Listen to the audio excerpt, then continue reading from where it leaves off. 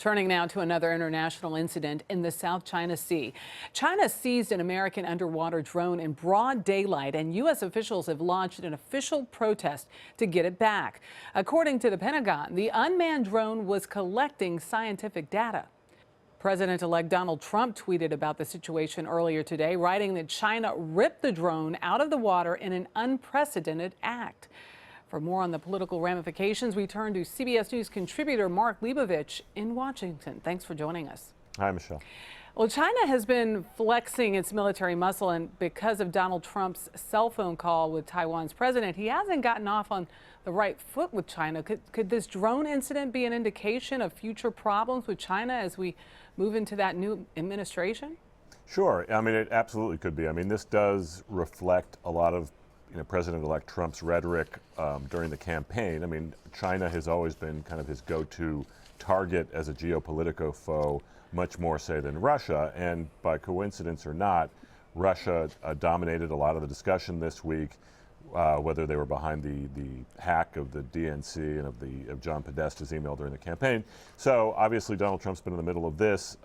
He might be sort of flipping this narrative a little bit to focus on that. But I think the big question about something like this is right now it's just a tweet. What happens a little over a month from now when he's actually sitting in office? There is an incident like this. How does he actually respond when he actually has the full use of the U.S. military at his disposal as opposed to just a Twitter account? Okay, well, let's talk about the CIA's conclusion now that Russia hacked the 2016 election in order to help Donald Trump win.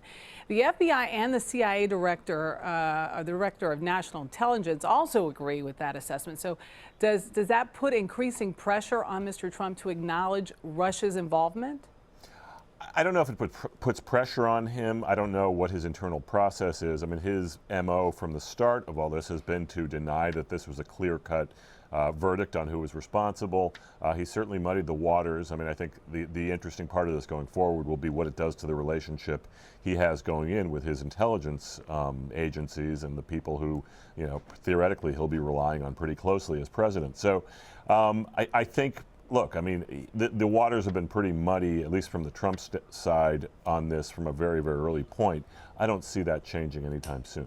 Well, also this week, Donald Trump canceled a news conference in which he was going to discuss just how he would be handling his business interests once he was sworn into office. And a CBS News poll finds that a majority of Americans, as they say, think he'll have a conflict of interest, and that putting his family in charge will not really help that. Does this address this issue? Well, I mean, canceling the press conference certainly doesn't address the issue. I mean, whether it postpones it or actually puts it off till after the inauguration, I guess we'll see. I mean, there have been other instances where he has promised a press conference, promised some kind of transparency, and then either postponed it or actually not gone ahead and done it. I mean, the Melania Trump press conference that he promised during the campaign to talk about a range of issues never came to pass. So, I mean, look, I mean, this has been kind of an MO for him. We will see, if this actually happens. I mean, I think a lot of people would like to hear from him on this. And his stated reason for postponing the press conference this week was to focus on the cabinet positions. I think that's a legitimate excuse. I think a lot of people might bide him some time, but we'll see what he does in a few weeks. We'll see if he does this before the inauguration. But add to that also the fact that his children have been sitting in a number of meetings. If in fact they do take over the businesses and they continue that practice, where does that go? Well, we don't know. I mean, that's going to be an ongoing complication, I think. I mean, I don't think it's going to be a very easy sort of rope to cut. I mean, I think between, as you mentioned, the kids sitting in on the meeting with the tech executives this week, also things like reports that Donald Trump Jr. was involved in the choice of the Interior Secretary, things like that. I mean, I think it's pretty clear. There have also been reports that Ivanka Trump would have an office in the White House. I mean, all kinds of reports that may or may not be coming to pass in the administration. But again, these are things that people certainly would want to ask about or have him answer in a press conference format. But again, I mean, it's clear that not only does he have a close relationship with his kids, which I don't think anyone will begrudge, but they're also very, very closely involved in the business. They're going to be running the business. It's unclear what, if any, role they'll be having in the government under Donald Trump. Okay, we also found out about a new cabinet pick. The president-elect has nominated Congressman Mick Mulvaney to lead the Office Management and Budget. OMB, right. Yeah, right. OMB, just go with the Just abbreviation. OMB, there it is. Right. Well, you know, he has a record of pushing for spending cuts, and Speaker Paul Ryan has praised the pick. What can we expect from Congressman Mulvaney?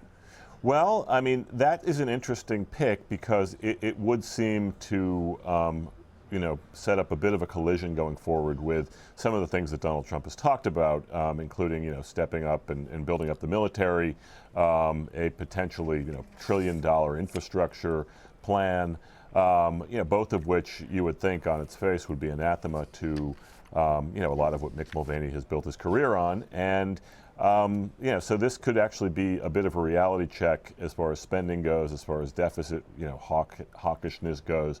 And it's unclear, I mean, whether he will be reflecting the same sort of Freedom Caucus sensibility he did when he was in Congress, as opposed to, serving his administration and carrying out the wishes of his president. A lot to clarify, we should say. Mark Leibovich. Absolutely. Thank you so much for joining us. Thanks, Michelle.